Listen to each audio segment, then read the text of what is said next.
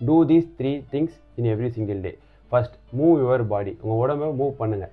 இப்போது ஜிம்மாக இருக்கட்டும், ஃபிசிக்கல் ஆக்டிவிட்டி எதுனா, ஜிம்மு, வாக்கிங், ரன்னிங், அந்த மாதிரி இல்லை ஸ்போர்ட்ஸில் எதனா ஒன்று. உடம்பு எவ்வளோ ஃபிட்டாக வச்சுருக்கீங்க ஃபிசிக்கலாக, உங்கள் மைண்டும் அதுக்கேற்ற மாதிரி ஃபிட்டாக இருக்கும். Second, learn something new. புதுசாக எதனா ஒன்று படிங்க.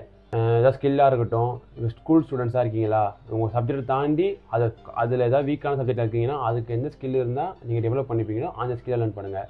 இல்லை படித்து முடிச்சுட்டு காலேஜ் முடிச்சுட்டு அந்த காலேஜ் ஸ்டூடெண்ட்ஸாக இருக்கீங்களா, டெய்லி இப்போ தெரிஞ்ச உங்கள் ஹேபிட் வச்சுக்கோங்க. டெய்லி ஒரு புக் எடுத்து ஒரு 10 பேஜ் படிக்கணும். ஜென்ரல் நாலேஜ் புக்காக இருக்கட்டும், இல்லை ஏதாவது ஆத்தர் எழுதின புக்காக இருக்கட்டும். ரீடிங் புக்ஸ் அது வந்து ஒரு 8 to 10 பேஜஸ் டெய்லி நீங்கள் கன்சிஸ்டன்சியாக படிச்சிங்கன்னா உங்கள் மைண்டை அது நிறைய டிசிஷன் எடுக்கிறதுக்கு, இப்போ இங்கிலீஷ் கம்யூனிகேஷன்லாம் ஈஸியாக உங்களுக்கு டெவலப் ஆகும். ஸோ அதெல்லாம் கொஞ்சம் ஹெல்ப் பண்ணும். எனக்கு அப்படி ஹெல்ப் பண்ணியிருக்கு சில விஷயம். ஸோ அதனால சொல்கிறேன்.